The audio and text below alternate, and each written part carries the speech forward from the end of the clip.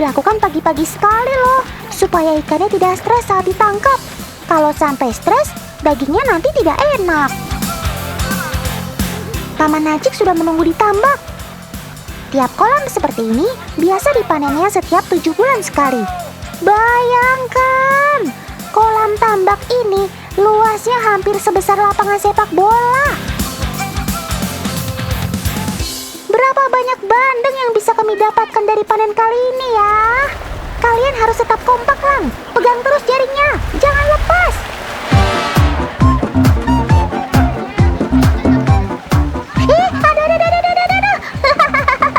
Seru juga, si Bolang ikut masuk ke dalam jaring bersama ribuan ikan ini. Iya, ribuan ikan. 2 jaring besar ini saja beratnya 17 ton.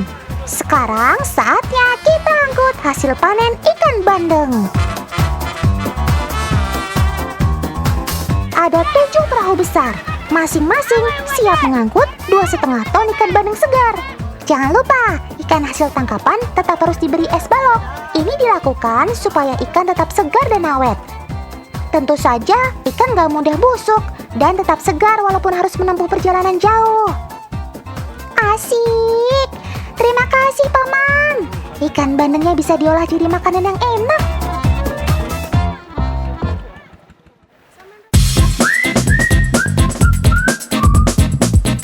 Ikan bandeng juga dikenal dengan sebutan milkfish atau ikan susu loh. Sebab sisiknya itu loh, warnanya putih keperakan, bikin silau. Biar menyandang kata susu pada namanya, bukan berarti ikan ini unyu-unyu loh. Malahan ikan bandeng dikenal sebagai perenang yang tangguh. Langsing tubuhnya yang menyerupai torpedo membuat bandeng jadi salah satu perenang tercepat. Kecepatan rata-ratanya bisa mencapai 60 km per jam. Bahkan kecepatannya ini mengalahkan kemampuan ikan barakuda dan ikan terbang.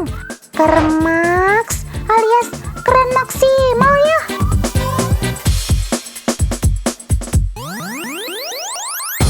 Kemampuannya ini hadir bukan tanpa alasan. Di habitat aslinya, induk bandeng akan memijah dan bertelur di laut. Saat sudah menetas dan berusia 2-3 minggu, ia akan berpindah ke perairan payau seperti rawa atau sungai dan akan kembali lagi ke laut saat sudah dewasa dan akan memijah. Wah, kalau harus bolak-balik bertelur gini mah, mutlak harus punya kemampuan berenang yang super. Cakep!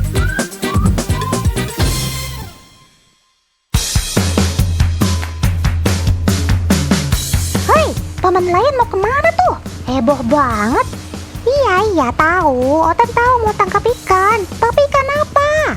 Tuh, Otan malah dicuekin deh. Jadi makin heboh sendiri kan? Mana ikannya, Paman? Mata yang super jeli memang dibutuhkan untuk melihat buih air yang ditimbulkan ikan target kita. Kalau di penglihatan Otan sih, permukaan laut sama semua. Semuanya berbuih. Kayaknya posisi ikan sudah berhasil ditemukan tuh. Kermaks, alias keren maksimal paman-paman ini. Ayo Paman, segera tangkap. Weh, Paman malah menebar potongan daun kelapa kering. Jangan buang sampah sembarangan atuh Paman. Biarkan laut kita tetap bersih. Rupanya ini tak sekedar menebar daun kelapa kering. Ini berguna untuk membuat ikan bermain di sekitar daun, sehingga nelayan bisa melihat penampakan mereka lebih jelas dan menahan ikan agar tidak kabur.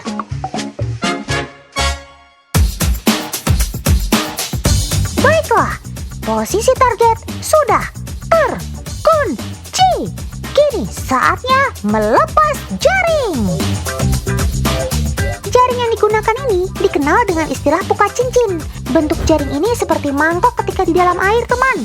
Saat penentuan seperti ini, semua anggota nelayan harus kompak dan bekerja sama. Kedua ujung jaring harus segera disatukan. Kalau sudah begini, ikan akan terkurung sempurna. Ayo Paman Jurumudi, gaspol! Mereka berbagi peran. Ada paman yang bertugas berenang untuk mencegah ikan agar tidak kabur selama jaring ditarik. Sedangkan ada juga paman dari atas perahu yang menghalau ikan dihalau dengan sebilah bambu. Kalau jaring sudah melingkar, saatnya tarik. Ayo semuanya, semangkuk, semangat sampai mentok. Tarik, tarik, tarik. Jangan kasih kendur. Paman, Otan bantu periksa di bawah air ya. Wah, tuh lihat. Ikan target kita sukses tersangkut di jaring. Ini dia nih si ikan roa, alias julung-julung yang punya mulut unik. Si mulut panjang ini termasuk ikan zona epipelagik, alias ikan yang berada di permukaan air. Ukuran tubuhnya lonjong memanjang dan tidak terlalu besar, teman. Tapi mereka ini lincah-lincah banget loh. Ada yang tahu alasannya? Bagus! Salah satunya karena bentuk mulutnya. Bentuk mulut yang ramping seperti ini rupanya bisa berfungsi untuk memecah aliran air. Selain itu, bentuk tubuhnya yang bulat memanjang ditambah sirip dada menambah gesit pergerakannya di air. Wush, wush, wush. Pantas saja para nelayan harus bergerak cepat mengurung mereka tadi.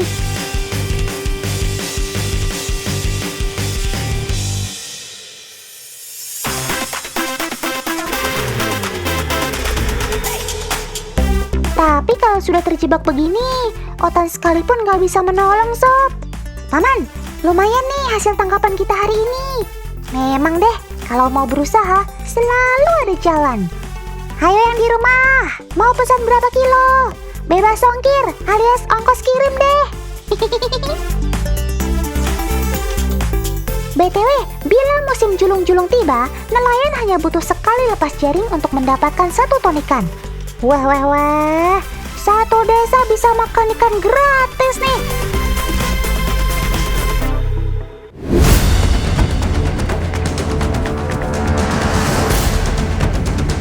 Loh, ada apa ini? Kok pada tabrak-tabrakan gini sih? Lagi main bom kar? Otan ikutan dong. Ah, nggak jadi ding. Cangkang kalian kan keras. Otan bisa benjol tuh.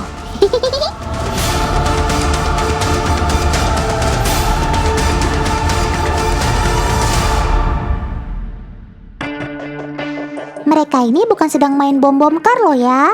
Ini adalah cara sulcata jantan menunjukkan dominasinya.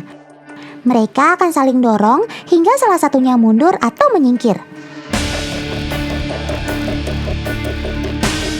Teman-teman perhatikan deh di bagian bawah leher kura-kura. Ada gular Scott atau semacam tanduk yang digunakan sebagai senjata untuk mendorong, bahkan bisa untuk membalikkan lawannya. Wih, keren ya. Kirain cuma asal tabrak aja.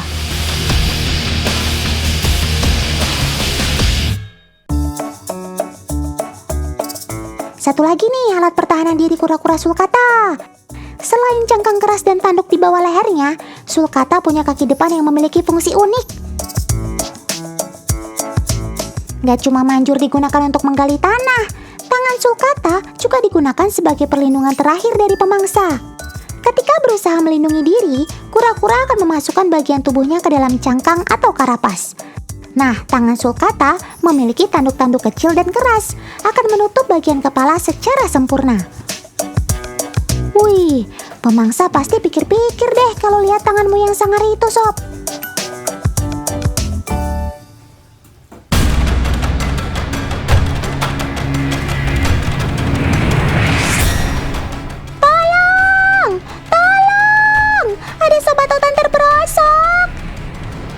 Aduh, kamu kok bisa masuk lubang gitu sih, Sob? Duh, ini kura-kura siapa sih?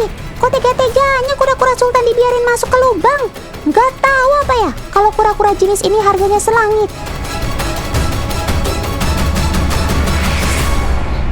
Loh.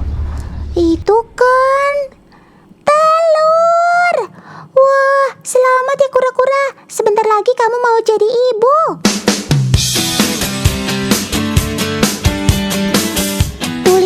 Telurnya turun satu persatu. Nah, kalau teman lihat telurnya berlendir, lendir ini ada fungsinya, yaitu untuk mempermudah proses persalinan. Selain itu, lendir juga melindungi telur agar tidak mudah pecah. Membuat lubang memang jadi salah satu ciri spesies ini ketika bertelur. Dalamnya lubang menyesuaikan dengan ukuran tubuh induknya. Biasanya sih sekitar 3/4 besar tubuh induknya. Selain sebagai inkubator alami, lubang ini digunakan untuk melindungi telur-telur dari pemangsa. Bahkan, sobat otan ini membuat lebih dari satu lubang untuk mengelabui pemangsa. Wih, pintar juga kamu, Sob.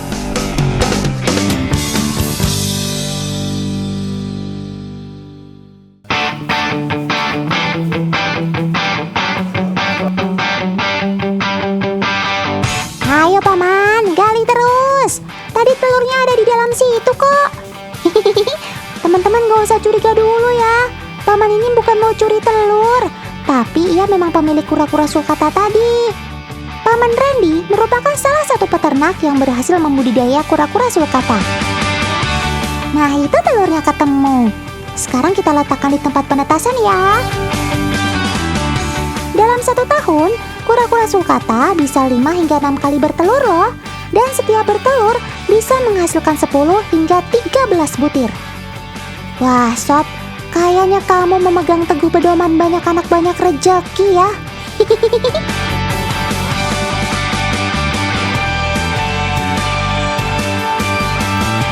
Nah, sekarang telurnya kita masukkan ke dalam mesin pengeraman.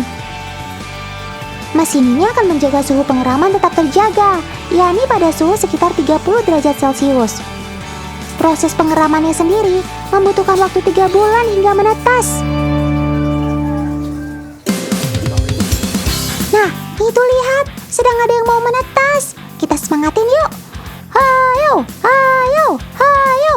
Semangat ya kura-kura. Lah, kok diam-diam baik ini? Oh iya, Otan lupa. Proses penetasan telur kura-kura membutuhkan waktu yang agak lama. Butuh sekitar 20-an jam hingga menetas sempurna. Ya, kalau disuruh nyorakin 20 jam sih, Otan nyerah deh. Bisa kapalan bibir Otan. Nah, tuh udah ada yang berhasil lepas dari cangkangnya. Ya ampun, Sob. Kamu imut banget sih. Kecil-kecil gemesin kayak Otan.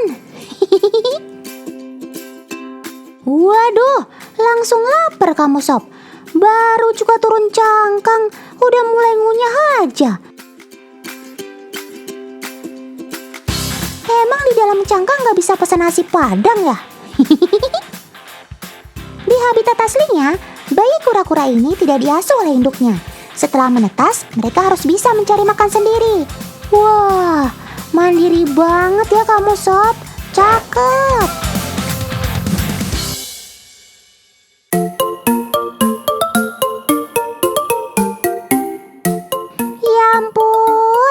Imut-imut banget sih ini kura-kura balita. Tapi jangan tertipu sama ukurannya sekarang loh. Kura-kura sulcata merupakan spesies kura-kura terbesar ketiga di dunia. Berat tubuhnya bisa mencapai 105 kg dan panjang hingga hampir mendekati 1 meter. Wih, Otan harus nyiapin rumah besar nih kalau mau melihara kamu.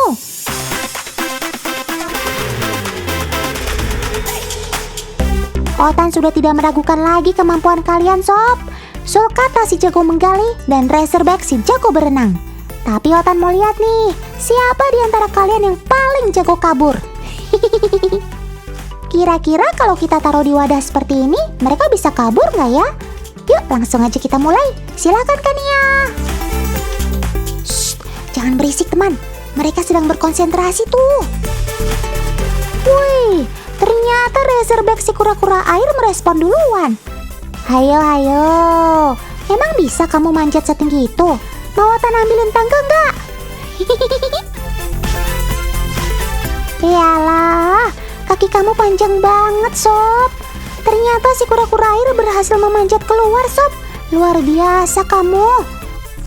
Selain karena kaki yang panjang dan cakar yang kuat, kura-kura air cenderung ingin segera keluar karena terdorong instingnya mencari sumber air. Lah, yang satu ini kayaknya malah betah ya. Bukannya berusaha kabur, malah mager di dalam. Mau ngontrak di sini, Sob? Mau sewa berapa tahun nih? Ayo, sewa sekarang ya.